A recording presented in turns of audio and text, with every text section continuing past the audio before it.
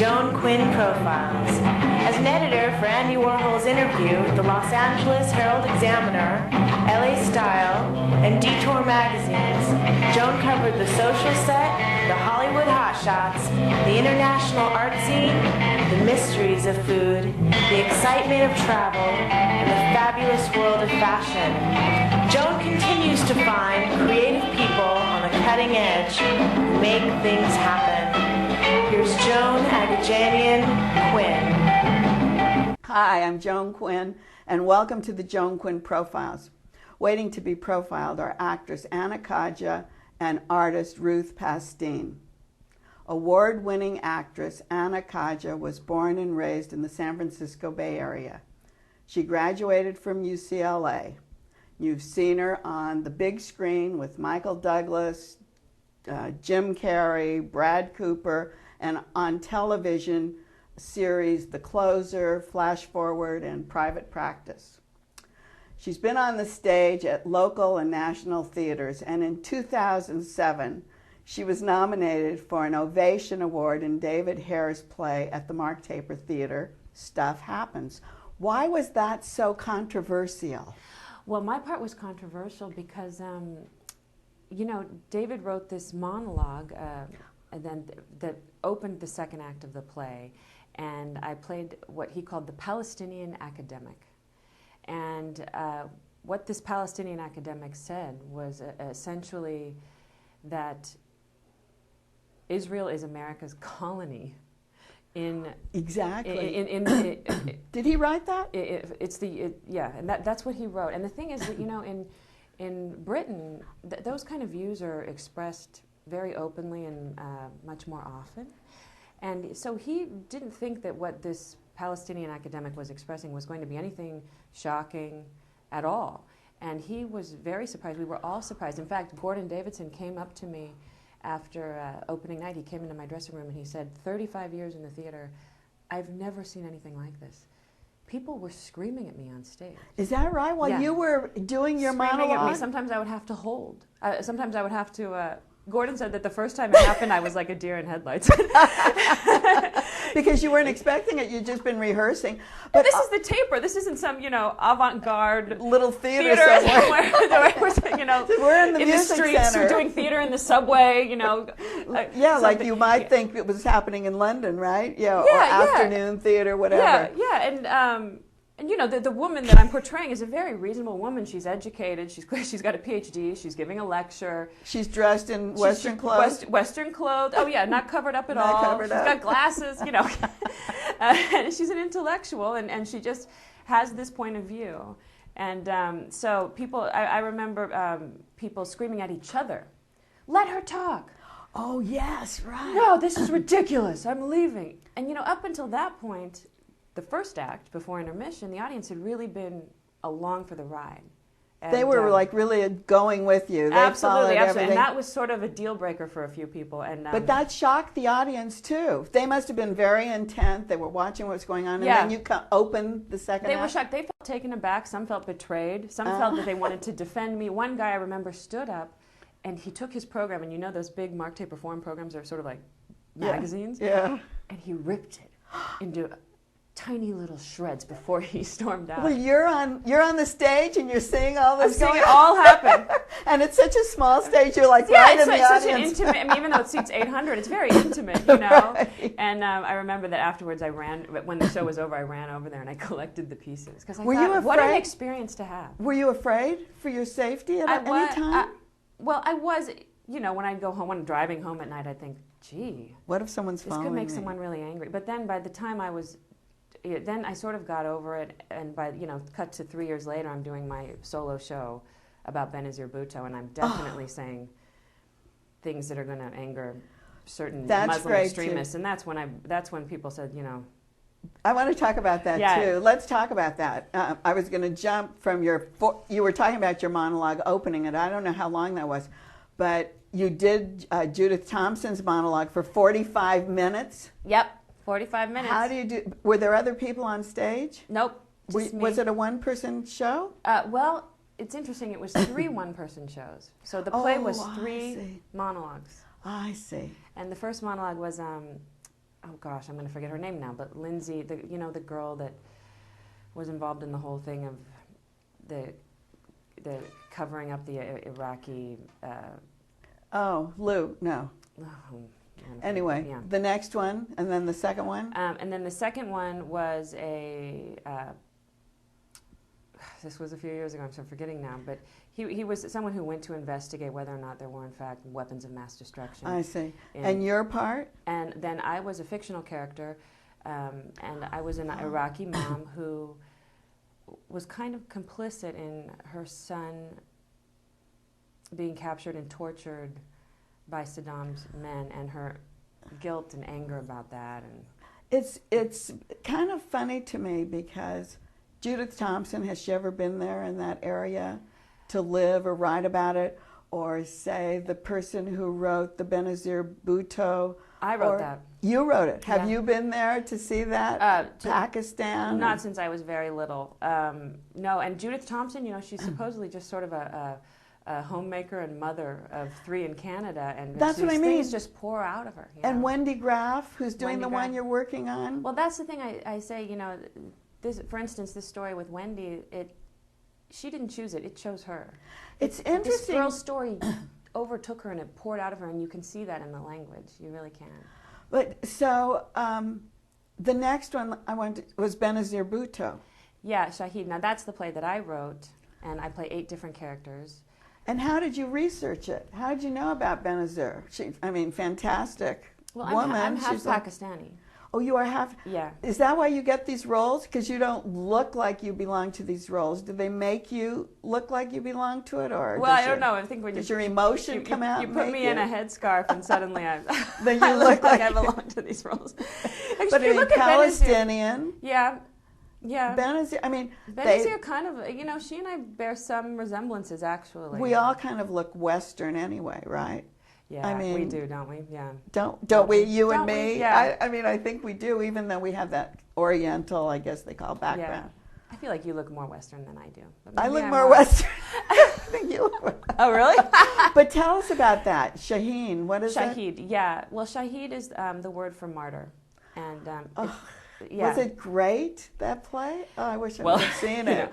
I wrote it and performed it, and it's my baby. Oh, it was your ovation winner. Yeah. It must have been pretty good. Well, I'm always constantly working on it. I'm still rewriting it. Oh, are you? Yeah, You I didn't don't do want it to again? publish it yet. Well, I took it to New York, the New York International Fringe Festival, and it was pretty well received there. And then I just did it at the Cleveland Playhouse. Oh, in Ohio? Uh-huh. Oh, yeah, that's which is great. a beautiful playhouse. And so you continue to do it. I continue to do it, and I hope to do it. I hope to, that's the great thing, is that it's a show that I can do and evolve with, and it can evolve with me for the next couple of decades. But you weren't in Pakistan only when you were a child. Yeah. You weren't born there. No. Did your family take you back to see it? My dad did for a brief time, but I don't remember hardly any of it because I was so I was young. there. Were you? Yes, and it was beautiful, and Where we were didn't you? feel any Danger? danger. Yeah. We were in Lahore. Yeah? We went and saw the Indian and the Pakistani changing of the guard, which is fantastic. Wow. There's so many great things, and we didn't feel any fear. Maybe it was 8 years ago, something like that. But I want to talk about the latest project. Yes. There's no word in Guyanese. For me. I There is couldn't- no word in Guyanese for me. I know, and it's written by Wendy Graff. Wendy Graff, one of my favorite playwrights. And it's directed by one of my favorite directors, Armenian, Anita Khandajian. Khanzadian. I always say her name wrong. Khanzadian. She's brilliant. She is. And she had to She have is such a pro. really been, I don't know, very involved in this, in the words of this, because you're a Guyanese lesbian. Yes, Guyanese Muslim lesbian. Yes, sorry. Go on. And that's almost... I got so freaked out by it. So how'd you come to the project? Well, Wendy actually wrote it for me. Oh, which she I was did? very touched by, yeah. Had you worked with her before? I had sort of helped her when Behind the Gates was being developed. Oh, You know, when and she then- did yeah. Behind the Gates. And she wanted me to play a role in that, but it coincided with my Shahid, so I had to do my play, and she got a wonderful actress to fill that role. But Yeah, so when she gave it to me, I was thrilled, and I loved the writing. It's so poetic. So tell us what the role is. I gave it away, but tell us what the role is. Well, so Hannah Joko is a Guyanese Muslim. And not, Muslims are a minority in Guyana even. And Guyana is in the Caribbean. I kept thinking it was kind in Africa. Yeah, I know. Sorry. No, But believe it's in me, the that's Caribbean, the first question right? we get. And Yeah. I'm not sure I knew where it was before we started working on it. It's considered a Caribbean-esque country, but it's actually part of South America. Oh, that's what threw me too. It Yeah. didn't seem like it was South America, and it's right? actually where Jim Jones took all those that's right. people in the the 70s. Kool-Aid. Yeah. The Kool-Aid episode. Because there's something about it that's it's a very interesting country. It's so integrated. I mean, it's about 40% people of African descent, 40% people of Indian descent, and then East Chinese. Indian. Really? Yeah, and they speak English. Had you down been there? No. Oh, okay. No. You just for your research. Yeah, I've been researching it. For your research. Yeah, and it used to be colonized by the British. Right. So it has that influence. Right. And so it's a really interesting country. And so this girl comes with her family, and she's raised in kind of a very traditional, strict Muslim home. She wears an abaya, hijab. She's, expected to have an arranged marriage when she's 17, all of those things, or maybe even younger. And she starts realizing that she's having these feelings that she doesn't quite know what to do with, and that she's pretty sure are a sin. Are a sin. A Well, big no sin. matter what they are, they're a sin, right? She's pretty sure they're a sin, even though she doesn't really have the language to define them. And so she kind of has to go on this journey to figure out what she has to sacrifice, and if she can sacrifice it, in order to own the person that she is, which is the person that Allah made her. And And she's very conflicted. She's very conflicted. And the great thing about this play that I love so much is it's not a play for Muslims. It's not a play for lesbians necessarily. It's a play about people being an outsider in their community, and what Wendy, I think, is really trying to say, what I get from it, is that nobody has the right to take God from anybody. That was the interesting thing, too, that I read, and I think your director said it.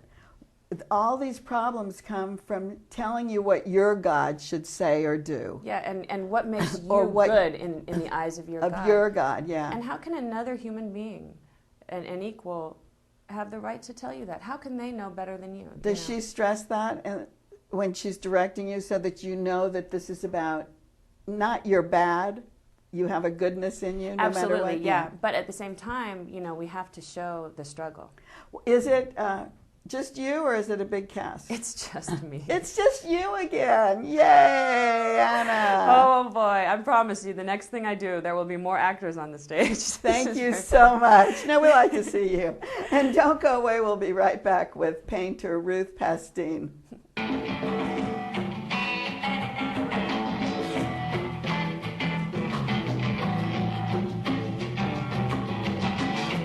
Hi, I'm Joan Quinn, and welcome back to the Joan Quinn Profiles.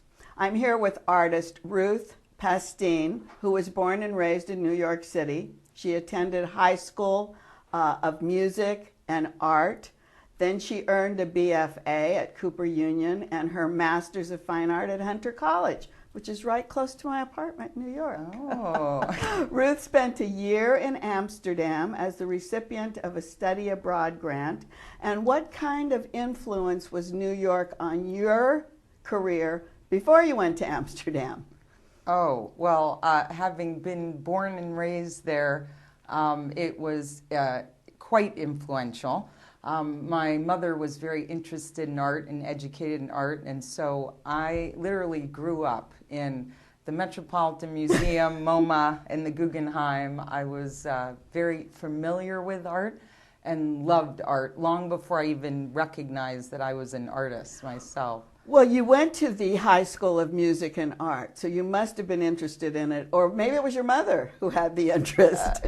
Actually, no, I was very interested. Just, it's always nice to have somebody focus. Right. And didn't know that there was such a high school that you could major in painting and art history. So very fortunate to have gone there because that was the on-ramp of knowing my direction. So by the time you finished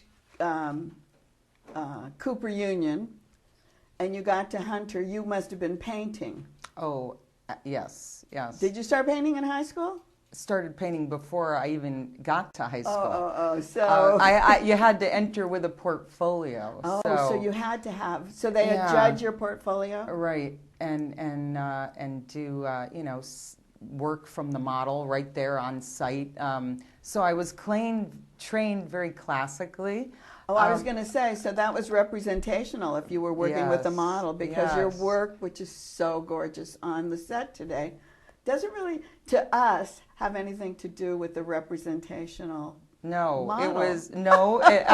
Actually trained very classically, but in high school, once I started really focusing seriously on painting and studying art history, content started to come into fold with what my work was about. So when you talk about content, you could just about paint any way you want, because it's content in your own mind, isn't it? Yes, and it becomes a theoretical and philosophical pursuit. Right. And at the time, being only in my early teens in high school, that was the beginning, but it started out more with a stripping away and ridding of everything that was unessential. But that's one of the things that the viewer doesn't understand. I mean, because I don't know what you've stripped away from this painting. Oh, okay. Well, years later. Yeah, years later. Later. What should we look for? Mm-hmm. Well, the work for quite some time now is very focused on perceptual experience, visceral experience, and engages geometry, color systems, structural systems, and how one viscerally responds to that, and the psychological content when one engages in such a way. Because you evoke, this evokes something in me which I can't put into words, but it might not be the same thing that got you while you were working, that brought... Right. So there's like a conflict in a way. And actually, I think that there's tension in the work. Certainly the rigor with which it's made, although they look seamless, the process itself is very rigorous. I'm painting with a 2-inch brush and keeping... all this on a 2-inch brush? Yes, and they go up to 8.5 feet high, so which becomes even more rigorous. But it's a constant awareness of the seamless transitions of color and how that captures the light and the tension in the work. Well, one of the paintings that you have goes from, green to purple, or red to purple? Yeah, well, the one that I was mentioning from a recent series, it's green to violet. Green to violet. Right, it's from the Conquer Surrender series. And it's absolutely magnificent, but when I look at it, I just go, oh. And when you painted it, I'm sure you didn't go, oh, you had something else in mind. Well, actually, through the process itself of working with all these different systems in play, it is that eureka moment when the painting is finished. So you know when the painting is finished? Because some people don't know when the painting is finished. No, I'm very aware of when the painting's finished, because all the systems that I employ seem to collapse, and then the actual uniqueness of the painting thrives, and it just becomes an entity unto itself. Oh, that's fantastic. Tell me, is there a name to this style? Of my work? Painting, yeah. Well, actually, yes. I would say that the work can be classified as color field painting. That's what I was saying, but maybe since it has different edges, color field sometimes is like all saturated color. Right. Well, but you move into the edges of your painting. That's actually something new that I'm engaging. And also the canvas, is it on canvas? They are stretched on canvas, and something that I've just started working with since 2009 is a new beveled stretcher bar that I the beveled, because it doesn't look like it's sticking away from the wall, but it's floating, actually. Floating. Well, speaking of content, it became apparent to me that even the support that the paintings were on had significance to how the viewer received the work. And in order to have it just be this floating, ephemeral, transcendent experience, I had to engage this idea of the stretcher bar and what it did to support that. So that's still part of that process you're talking about. Yes, and it's constantly evolving. But even though you thought the flat ones were finished and ready, now these are floating off the wall. Will there be another step after that? Yes, there will be. There will be? Well, it wasn't intentional, but the process itself is constantly evolving in order to survive and change. And that's what keeps me up at night and eager to go into the studio in the morning. And your studio is in Ojai, so you have the beautiful mountains around you, and when you walk from your house to your studio, do you want to stay outside? Actually, no. I mean, I appreciate that it's there.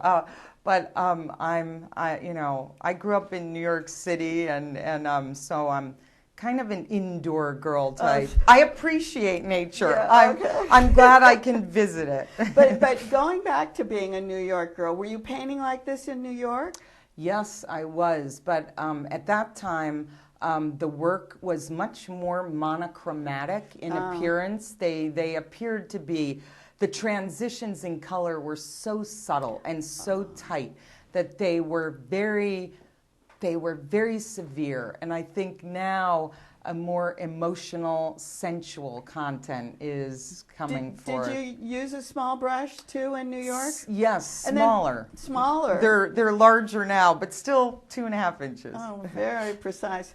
Why did you move to LA? Wow. I started exhibiting in San Francisco with Brian Gross in '95. He's great. He is great. So we've been working together for 15 years. And I also have been working with Scott White in San Diego, who was in La Jolla at the time. And you have shows with both of those galleries, Yeah. And so that's what brought you to LA? That's how I originally started coming to LA, and I got the bug a little bit. I mean, I started to recognize that there was an understanding and an appreciation for the work, and I tended to feel differently when I started to come out here and come for my shows and come for lectures and some teaching gigs. But it wasn't until 5 years later that I saw that it was time to make a very pivotal and determinate move to leave New York. And when you came here, did your work change? Did it did. It loosened up. Yes, Joan. It had to. There was something about the actual experience, these vast spatial vistas, and also the palpable light. I mean, in New York, that's what I would think. You're looking for the sunny side of the street to get warmth, But you can see light out of the middle of these. these. It just suffuses everything. Yeah, I can see the light. Yeah. The light is in the middle, and it goes to the edges. So I can see that difference in what you're doing. Can you work on more than one painting at a time? Oh, I'm so pleased that you asked Can that. Yes, actually, that's how I work. I work serially on up to usually 10 to 12 paintings at a time. And as I'm working serially, I'm noticing the incremental differences between panels and canvases, and there starts to be a dialogue of expansion and closure, and what one encompasses will be a springboard to what the new painting will offer. So working serially is an essential foundation for my process. Even if they're different colors, you can switch from color to color? I have, however many paintings I'm working on, that's how many palettes I have going on simultaneously. So I have 10 palettes usually working at one time. Yeah, it's quite complex. So the whole studio the wall is filled while you're working? Yes. I have 10 or 12 canvases lined up, all blank to start with. And I'm usually engaging scale variants of, moderate size to large. And now I'm engaging verticals, horizontals, squares, and how these different color systems explore different opportunities within the formats, and how the structure or the color or the perceptual system will become dominant. You've talked about the spiritual and the emotional part too, but doesn't the emotional change from canvas to canvas too, or in yourself each day? Both simultaneously. I mean, some paintings are very moody, and they're a struggle to have come about, but I never give up. And others have a sort of an ease and just a fluency about them, and that's always the wonder of the process. I'm never sure which ones are going to offer that. I was in the studio, but I don't remember, and just before we leave, I think it's really interesting. It's a big studio. How do you move from canvas to canvas? Do you have like this, are your paints on a roller table? Interesting. No, I actually, I've become quite buff. I only paint in one place because that's where my palette is. Is that how you move them? So I actually transfer each painting every time I paint it, and then as I build it up upon layer, I'm constantly shifting them and organizing them. But they're all there for you to bring and put to that one area. Right, because each layer informs the next layer, and so they arrive to completion together. Well, we know you're very, very focused, and besides being focused on your work, you have a husband who's a painter, you have children that you have to take care of, a house, and your career. You are the ultimate. Thank you, Joan. Sometimes I try not to think about it. It just seems insurmountable. But you can do it. Thanks, Ruth. Oh, thank you, Joan. It was a pleasure to be here. Thanks for watching. Keep writing to 777 South Figueroa, 44th floor, Los Angeles 90017, and email jaquinn1@aol.com.